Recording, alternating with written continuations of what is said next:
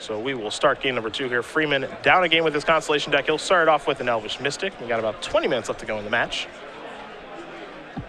A Flood Strand and a passing of the turn there from Nelms. Freeman will draw a card. And this is a copy of Courser of Crucifix. And pass the turn back. Not surprised to see both of these decks with the draw already. A bit on the slow side. Yeah, both of them do take a little while to win. Especially the Constellation deck, even though it can take control of a game pretty easily, it takes a while to actually close it out. There's not a lot of cards in the deck that are dedicated to just attacking. It's, picking up value along the way with a bunch of 1/1s and trying to get Whip of Erebos going. It takes a while, even in games it's dominating. That's Commune. Whip of Erebos among the cards here, along with a Lenimore Waste, a Sylvan Caryatid, a Swamp, and a Windswept Heath. Decisions here as Nelms is going to record some of this information. Commune also acting here as effectively a shuffle here for Bendon with the Courser in play. Yep. Get a better look. Or another look, should I say. Top card, Nykthos. Ding, Perfect. ding, ding. Forest on top. That'll be the draw next turn. So it looked like Freeman was having some land issues, but no longer. In comes the Courser, in comes the Elvish Mystic. And I love that particular forest artwork, so very nice choice here from Bendon. And now we truly know what it's all about.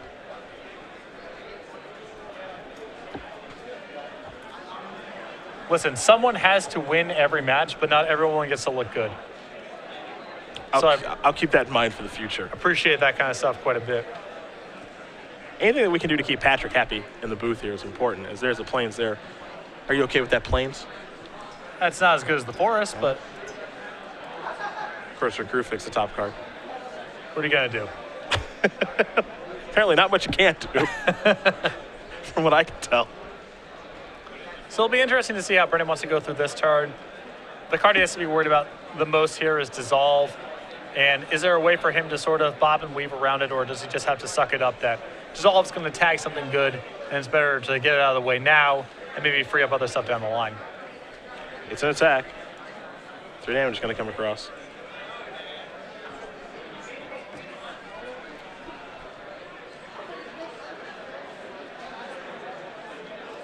Might be time for another Courser, perhaps. That's the card to the front of Freeman's hand. And he will deploy that. See if this gets dissolved, perhaps. And this is a really nice play for Bendon here, because he's happy if it resolves, he gets to keep attacking. And if it gets countered, that's fine too. Yep. Looks like Devouring Light was the draw there for Nelms.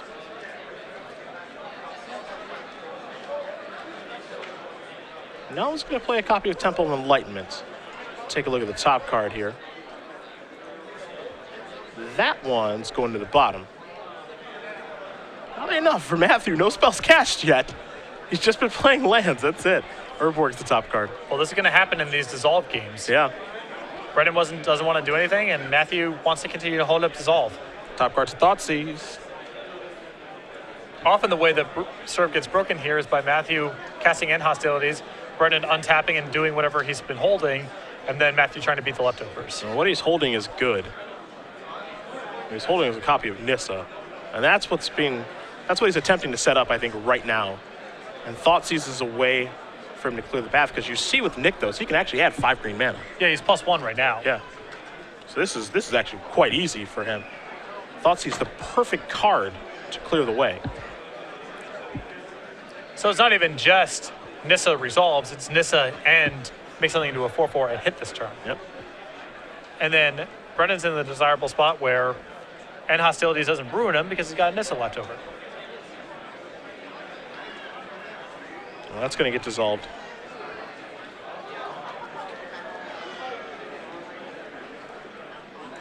Great spot here for Freeman.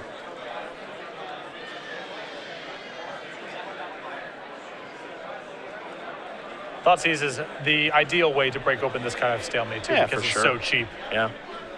Also, there's the thought of being Thoughtseize. You don't want to give your opponent the information. Let them take a card. So here's your Nykthos activation. There's your Nissa. And this card is a real tough one for blue-white. Gonna make Lenimore Waste into a 4/4.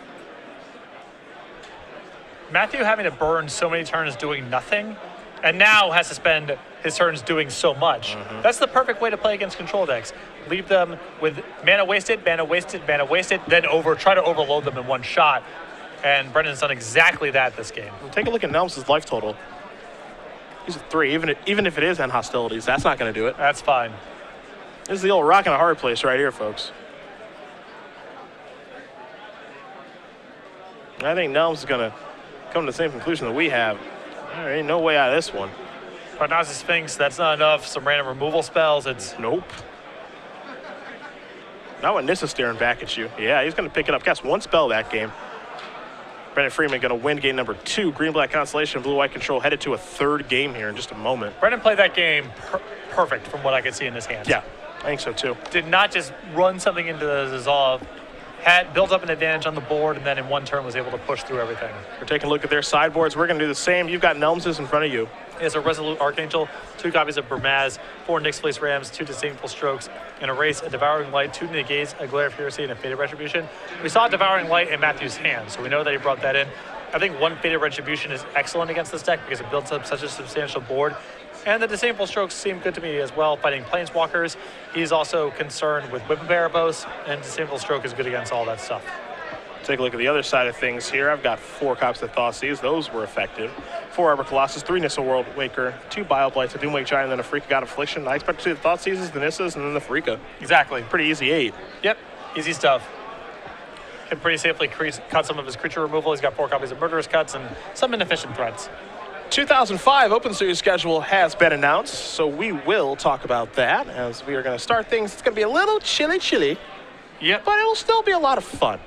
Columbus, Philly, DC, and Indy to start off the year. Yep. We're going to have 1 weekend off there, you see, in between Philadelphia and DC, but otherwise we're running straight through June on to February when we start getting into some warmer climates. Open Series appears in Houston for the first time and open in Los Angeles the following weekend, Baltimore, and then the Grand Prix in Miami. We're going to have more information about that. It's going to be standard format, and we'll have more information about that rolling out once we're past Grand Prix New Jersey. Dallas and our Invitational in Richmond is how we're going to close it out. That'll take us through March, and then Season 2 will begin in April. So if you guys have not seen the 2015 Open Series schedule, definitely head over to StarCityGames.com. Get planning, because we are coming. And we are privy to the Season 2 schedule, you and No I. spoilers. No No spoilers. spoilers, but No spoilers. we got some exciting cities coming up. We sure do. And we will have that for you guys at some point. No spoilers, though. No spoilers. Just let it be known that I'm very happy. Yeah. That's it. And it's about time. That's it. Like I That's said, it. no spoilers. No spoilers. Nelms and Freeman, game number 3. Blue-white control versus green-black constellation. And Nelms really, will be on the play this game. really behooves these players to try to win the game here because given the size of the tournament, a loss is not a death sentence for either player because we're just over the hurdle to 10 rounds. And a win here is huge. 6-0-1, 3 rounds to go. Can afford a loss. It's a great position to be in. One thing's for sure, got to get moving. Yes. Because these games are not going to be fast. I know that second one was fast, but that seemed like a perfect storm, for lack of a better term. Don't know if I expect to see that again here. Matthew Nelms is going to be on the play with this blue-white control deck, a deck that was put on the map last weekend by Jeremy Bylander, second place finish in Minneapolis. A lot of people do like blue-white control. No Sphinx's Revelation, but I think through time still pretty good. Looks like Nelms is going to take a mulligan very quickly here. To me, the spot removal is the big upside to this deck. I think a little bit better suited for fighting some of the more aggressive strategies. And mana slightly more stable because you don't need double white as quickly as the blue-black build needs double black. Last Breath, Devouring Light, and Hostilities. A little bit easier than Bio Blight and Hero's Downfall that you're trying to cast early on in the game. I think the blue-white control deck is much, much better against Goblin Rabble Master than its blue-black counterpart. And that alone is a big incentive to play blue-white.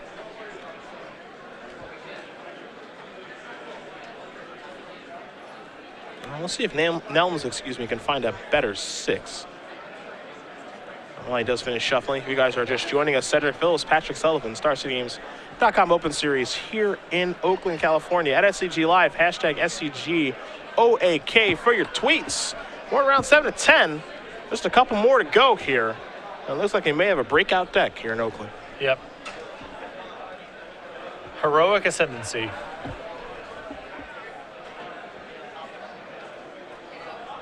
I, again, have not felt that way watching a standard deck in the booth ever. Something I haven't seen before, and watching it in action saying, oh man, this is legit. Yeah, this is a good deck. That is for sure. Maybe Boss Sly at the Invitational. I mean, I think that deck is good, but I think it's more of a matter of Tom is very difficult to beat when piloting set archetype. That's true. But in terms of, we really haven't seen something like this. But it's so different this time because the community already felt we have an Ascendancy combo deck. We know what it looks like. And to just turn that on its head and build a completely different Ascendancy combo deck that looks, to me at least, to be a big improvement over the original, that's new territory. Nelms going to go down to 5 here.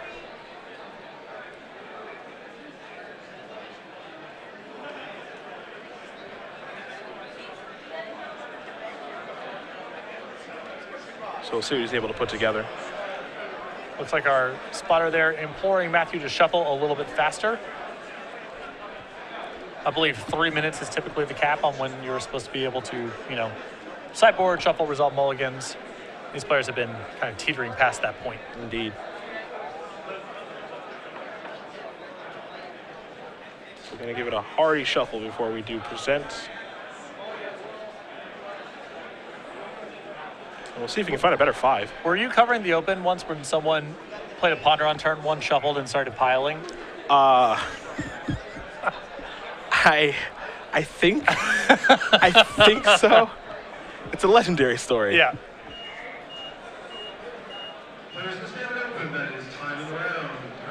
He's going to keep the 5. There's a flooded strand. We're underway here in game number 3. I do remember there was a PTQ where the opponents did not like each other, and one of them was playing Mind's Desire, and he Mind's Desire for 17. And back then, with Mind's Desire, you were supposed to shuffle in between each copy, but it was kind of an accepted shortcut that you didn't have to. Yeah. So he Mind's Desire for 1, pile shuffled, and his opponent's like, you don't have to do it. He's like, no, it's fine. It's fine. I will want to make sure my deck is random so that you don't get unlucky. They were not, they're not good friends. I can tell. To say the least, yeah. So 18 pile shuffle later, another Mind's Desire came off the top of the deck. And, well, you kind of know how things went from there. A judge intervened, and the Mind's Desire player did win the match. So Seder Wayfinder is going to attack here for 1. Helm's going to go down to 21. There's a Nykthos into a Courser. Top card is a Seder Wayfinder. Back to Helms we go.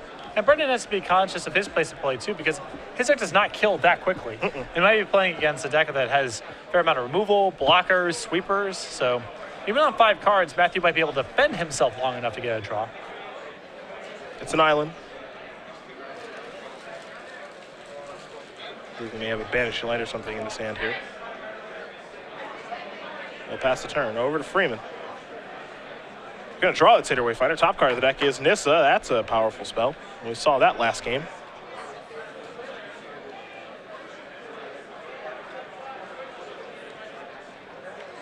You have to imagine Freeman wants that for his draw step. Yep. There's a forest, trigger the Courser. Up to 21 he goes. And again, how to develop his board to apply enough pressure without leaving himself too exposed to a sweeper. Now, the green-black Constellation deck has a lot of ways to do this. He has a lot of sources of card advantage on little 1/1s and 2/2s, which helps a lot in this sort of game plan, but the clock is another factor. Island Blossom's going to resolve. Trigger. Draw Nissa. Top card is a Farika. You have to imagine he wants that one too. So Freeman is doing his thing here with about 5 minutes left to go. Nelms will draw. Again, he's on a mulligan of 5. Looks like he may have picked up a copy of Flooded Strand. Yeah, there's that. He's got 2 of those in play now. Going to sacrifice both. This Constellation deck has so many slow burns in it. Courser, Crewfix, Eidolon, Farika. It's not fast, but it is sustainable. It's powerful. The sources of card advantage. An island and a plains. One Nelms will search up.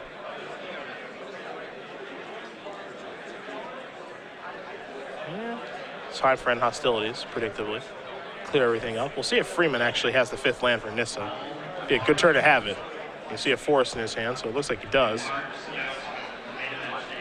But this is the sort of thing that Matthew may be able to manage. You know, if he has an answer to Nissa straight away, then he's only facing down a 4/4. It's hard, but it feels like it's much more like he's going to be able to keep his head above water this game than last. Nelm's going to draw a card. Has a copy of hostilities and grip. That said, this is still big time trouble. Yeah, I wouldn't want to willingly play against Nissa, that's for sure. Banish Light is an answer, but you better have it. So much different watching these blue control decks in action now that they don't have access to Sphinx's Revelation. Because when they mulligan into 5, or they like miss land drops and things like that, it feels like it might actually matter. Yeah. It's the other deck, less so. There's an attack for 4. Nelm's going to go down to 12. This is another Nissa. That's going to make Nykthos into a 4/4. Pass the turn back, setting up lethal for next turn. Targeting Nykthos in the event that he gets hit with another copy of End Hostilities, he can draw another Nykthos and not be locked out, legendary land style. I do like the target. Yep.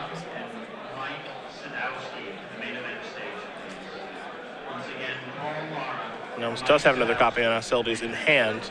There's an island. The problem here for Matthew is that it doesn't kill the Planeswalker, just the lands. So away those go. That'll buy him some more time. Over to Freeman we go. He will draw a card. We know he's got a Freaka in his hand. This is a Thoughtseize. Jason's Ingenuity and a Resolute Archangel. I want the Archangel. Yeah, Jason's Ingenuity is not going to help Matthew rather. Brendan still has lethal over the course of this turn and next because he has 4+8, and Jason's Ingenuity is not going to help there. Elevator up. Play a forest, in for 4, put you to 8. Any follow-up? Absolutely. Satyr Wayfinder. Trigger that. Take a look at the top cards here. Doomwake Giant, a Swamp, a Forest, and a copy of Llanowar Waste. Those will go to the bin. Swamp will go to the grip. Pass the turn back to Nelms. Jason, just a copy of Jason's Ingenuity. Draws a card for the turn. I have a great look at it, but I'm not sure if there's anything that can help him in this situation. The Archangel was the big plan. And it looks like maybe a copy of Elspeth came rolling off the top. Elspeth is at least a turn. There are worse draws. See a little bit of math here. We can't forget, as Elspeth does come into the battlefield, that those lands from Nissa, they have trample. Yeah, it's not as good. Elspeth is not good against Nissa in the way that Elspeth is good against nearly every other ground attacker. A steady stream of 4/4 tramplers is challenging for Elspeth to contain. And there are the soldier tokens. That'll be Nelms' turn. Freeman quickly untap. He will draw a card. That's a swamp. I'm gonna tick this up. Make a 4/4 here. I think you just crash into Nelms. Ignore that Elspeth, probably. It's kind of tough to do, though, because Elspeth can minus and kill the lands. So. Yeah, ignoring Elspeth's also risky because if Matthew draws End Hostilities, now the game's actually a little dangerous. There's a block. There's a block. Damage going to come across here. Deal 1. Yeah, this looks like 7 points of damage coming across right now, assuming everything attacked Matthew. Yeah, we'll get confirmation on where the attackers are going. It looks like they're just going to Nelms. Yeah, he's down to 1. There's a Freeaka. As you mentioned, it does get interesting if End Hostilities comes off the top. Opting to ignore Elspeth. Turn 1 of extra time. These players already have a draw. Nelms going to draw a card. And Hostilities is the big one. Yeah, we know he has Jace's Ingenuity. He cannot afford to take a turn off casting Jace's Ingenuity. Take a look at Farika here. The Snake Maker. 3 mana, it's a copy of Banishing Light. That's going to take out Vanessa. Okay, now he can minus, clear out the tokens. We're still playing. Is Matthew going to be able to squeeze a draw out of this? Yeah. There's a Swamp. At 1. That's the Satyr Wayfinder. Nothing too exciting there. Orborg's going to go to the hand. The rest are going to go to the bin. Pass the turn back. The ability to make snakes. Nelms will untap. It's turn number 3. He's at 1. You can now Jace's Ingenuity. Look for help if he finds it great. If not, just plus the Elspeth. Probably get to block out of the turn. Yeah, I would have liked casting Jason's Ingenuity there before doing anything. In case maybe he finds a card like Tranquil Cove. Yeah. Radiant Fountain for his land drop. Here's an activation. So there's a 1/1 Death Touch Snake. Somebody's looking for a Doomweight Giant, I think. Doomweight would be sweet. And he's already flipped 1 over, so we know it's in his deck. Commune. Turns off the Doomwake option. And not enough mana to commune for it. You see Nelms just shrugging his shoulders saying, I don't really know how I got back in this one either. Not only got back into it, I think there's a reasonable chance Matthew wins this game if it plays out. With Jace's Ingenuity? Yeah, maybe he's supposed to go after the Elspeth. Yeah, the attack force short of lethal, and then Matthew being able to draw. It didn't even have to be end hostilities, being able to draw Banishing Light and crawl back into this game means that I think Brendan was supposed to take care of Elspeth. There are the blocks, some soldier tokens left over.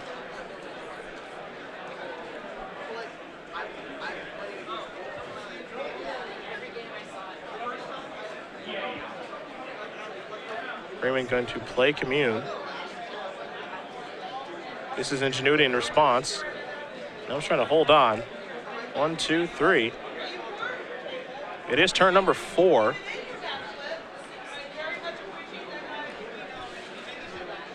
There's negate to counter that. Pass the turn back. This is turn number 5. I can't believe he did it. He worked his way into a draw. Yeah. Unreal. Not just a draw, but I mean, This is like a winning position if we had more time. it looks pretty solid for Matthew. Yeah, he has a copy of End Hostilities in his hand, his backup. Yeah, that's turn number 5. It's a dominating board position. There's a backup Elspeth. Sure, why not? Make 3 more soldier tokens. That's going to do it. It'll be a draw for these players. Somehow, some way, Matthew Nelms is at 1, but 1's not none. It looks like they're going to move on to 5-0-2 as we're going to bring it back to the booth here. Able to fight his way through a mulligan to 5, too.